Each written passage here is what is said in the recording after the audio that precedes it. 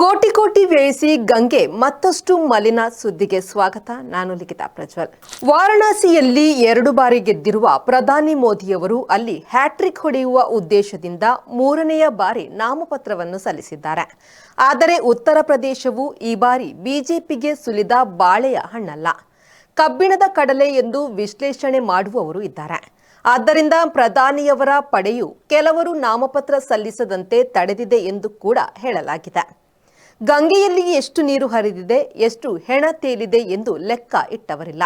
ಪ್ರಧಾನಿ ಮೋದಿಯವರು ಬಂದ ಈ 1 ದಶಕದಲ್ಲಿ ಗಂಗಾ ನದಿಯ ಮಾಲಿನ್ಯವು 51% 66% ಏರಿಕೆಯಾಗಿದೆ. ಅದೇ ವೇಳೆ ಗಂಗಾ ನದಿಯಲ್ಲಿನ ಬ್ಯಾಕ್ಟೀರಿಯಾಗಳ ಪ್ರಮಾಣವೂ ಕೂಡ 40% ಹೆಚ್ಚಳ ಕಂಡಿರುವುದಾಗಿ ತಜ್ಞರಿಂದ ತಿಳಿದು ಬಂದಿದೆ. ಗಂಗಾ ನದಿಯಲ್ಲಿ ಹರಿಯುವ ನೀರು ಸ್ವಚ್ಛ ಮಾಡಬೇಕು ಹೊರತು ನಮಾಮಿ ಗಂಗೆ ಎಂದು ಪೂಜೆ ಮಾಡಿದರೆ ಸ್ವಚ್ಛ ಆಗುವುದಿಲ್ಲ. ಹಿಂದೆ ಆಪರೇಷನ್ ಗಂಗಾ ಎಂದು ಇದ್ದ ಹೆಸರನ್ನು ಮೋದಿಯವರು ತಮ್ಮಿಷ್ಟದಂತೆ ನಮಾಮಿ ಗಂಗೆ ಎಂದು ಹೆಸರು ಬದಲಿಸಿದ್ದಾರೆ. ಮಂತ್ರಕ್ಕೆ ಮಾವಿನಕಾಯಿ ಉದುರುವುದಿಲ್ಲ. ಕಲ್ಲು ಹೊಡೆಯಬೇಕು, ಇಲ್ಲವೇ ಕೊಕ್ಕೆ ಬಳಸಬೇಕು ಅಥವಾ ಮರವನ್ನು ಹತ್ತಬೇಕು.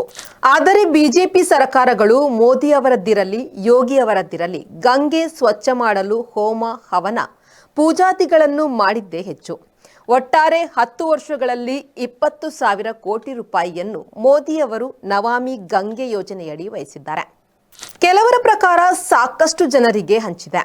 ಗಂಗೆಯ ಒಡಲು ಅದೇ ಅರೆಸುಟ್ಟ ಹೆಣಗಳು ತೇಲಾಡಲು ಕೂಡ ಕಷ್ಟವಾಗುವಂತಿದೆ. ಇನ್ನು ಈಜಾಡುವವರ ಪಡಿಪಾಟಲು ಕೇಳುವುದೇ ಬೇಡ. ಉತ್ತರಾಖಂಡ, ಉತ್ತರ ಪ್ರದೇಶ, ಬಿಹಾರ, ಪಡುವಣ ಬಂಗಾಳಗಳಲ್ಲಿ ಮುಖ್ಯವಾಗಿ ಹರಿಯುವ ಗಂಗಾ ನದಿಯು 2510 ಕಿಲೋಮೀಟರ್ ಉದ್ದವಿದೆ. ದೇಶದ ಅತಿ ದೊಡ್ಡ ನದಿಗಳಲ್ಲಿ ಬ್ರಹ್ಮಪುತ್ರ ಮತ್ತು ಸಿಂಧೂ ನದಿಗಳ ಜೊತೆಗೆ ಗಂಗಾ ನದಿಗೆ ಪೈಪೋಟಿ ಇದೆಯಾದರೂ ದೇಶದಲ್ಲಿ ಗಂಗೆಯೇ ನಂಬರ್ 1.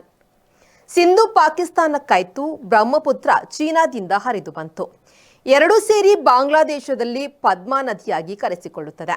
ಭಾರತೀಯರು ಗಂಗಾ ನದಿಯನ್ನು ಪವಿತ್ರ ಗಂಗೆ, ದೇವಗಂಗೆ ಎಂದೆಲ್ಲ ಕರೆದು ಆರಾಧಿಸಿದರೂ ನೈಸರ್ಗಿಕವಾಗಿ ಅದು ಒಂದು ನದಿ ಹೊರತು ಬೇರೇನೂ ಅಲ್ಲ.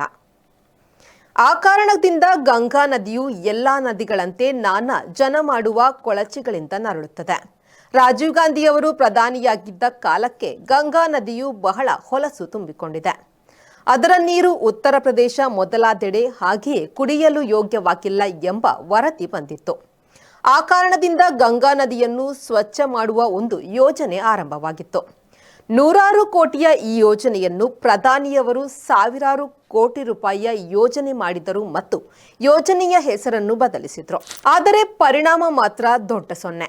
ಗಂಗಾ ನದಿಯ ದಡಗಳಲ್ಲಿ 100 ನಗರಗಳಿದ್ದು ಅವುಗಳಲ್ಲಿ ವಾರಣಾಸಿ, ಹರಿದ್ವಾರ, ಪ್ರಯಾಗ್ರಾಜ್, ಕೋಲ್ಕತ್ತಾ, ಪಾಟ್ನಾ, ಕಾನ್ಪುರ, ಗಾಜಿಪುರ್ ಪ್ರಮುಖ ನಗರಗಳಾಗಿವೆ.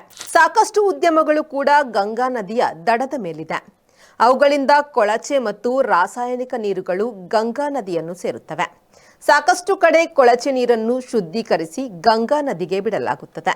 ಆದರೆ ಅದು ಪೂರ್ಣ ಪ್ರಮಾಣದಲ್ಲಿ ಆಗುತ್ತಿಲ್ಲ. ಹಾಗಾಗಿ ಗಂಗೆಯ ಕೊಳಕನ್ನು, ರಾಸಾಯನಿಕವನ್ನು ಕಳೆಯಲು ಅವುಗಳಿಂದ ಸಾಧ್ಯವಾಗಿಲ್ಲ. ಹಿಂದೆ ಕರ್ನಾಟಕದ ಚಾಲುಕ್ಯ ದೊರೆ 2ನೆಯ ಪುಲಿಕೇಶಿಯು ಹರ್ಷ ಚಕ್ರವರ್ತಿಯೊಡನೆ ಒಪ್ಪಂದ ಮಾಡಿಕೊಳ್ಳುತ್ತಿದ್ದರೆ ಕರುನಾಡ ಸಾಮ್ರಾಜ್ಯವು ಗಂಗೆಯವರೆಗೆ ವಿಸ್ತಾರವನ್ನು ಕಾಣುತ್ತಿತ್ತು. ಚೋಳ ದೊರೆ ರಾಜೇಂದ್ರ ಚೋಳನು ಗಂಗೆಯವರೆಗೆ ಯಶಸ್ವಿ ದಂಡಯಾತ್ರೆ ನಡೆಸಿದ್ದರಿಂದ ಆತನಿಗೆ ಗಂಗೈಕೊಂಡ ಚೋಳ ಎಂಬ ಹೆಸರು ಮತ್ತು ಗಂಗೈಕೊಂಡ ಚೋಳಪುರಂ ಎಂಬ ಊರು ತಮಿಳುನಾಡಿನ ಅರಿಯಲೂರು ಬಳಿ ಇದೆ. ಇಂದು ಇದು ಬರಿಹಳ್ಳಿ. ಕೊಡಗಿನ ಕೊನೆಯ ಅರಸು ಚಿಕ್ಕವೀರರಾಜೇಂದ್ರ ಕಾಶಿಯಲ್ಲಿ ಕೊನೆಯ ದಿನಗಳನ್ನು ಕಳೆದ. ಗಂಗೆ ಶುದ್ಧೀಕರಣದ ಬಗೆಗೆ ಉತ್ತರಾಖಂಡ ಸರ್ಕಾರವು ಸರಿಯಾದ ಮಾಹಿತಿ ನೀಡುತ್ತಿಲ್ಲ ಎಂದು ಎನ್ಜಿಟಿ ನೋಟಿಸ್ ಅನ್ನು ನೀಡಿದೆ. 13 ಜಿಲ್ಲೆಗಳ ಲಕ್ಷಾಂತರ ಮನೆಗಳು ಈ ರಾಜ್ಯದಲ್ಲಿ ಒಳಚರಂಡಿ ವ್ಯವಸ್ಥೆಯನ್ನು ಹೊಂದಿಲ್ಲ. 70 ಕೋಟಿ ಲೀಟರ್ ಕೊಳಚೆ ನೀರು ಶುದ್ಧೀಕರಿಸಿ ನದಿಗೆ ಬಿಡುವುದಾಗಿ ಹೇಳಲಾಗಿದೆ. ಆದರೆ ಅದು ಬೋಂಗು ಎನ್ನುತ್ತಾರೆ ಸಾರ್ವಜನಿಕರು. ಉತ್ತರ ಪ್ರದೇಶದ 31 ಕಡೆ ನೀರಿನ ಗುಣಮಟ್ಟ ಪರಿಶೀಲಿಸುವ ಕೇಂದ್ರಗಳು ಇವೆ.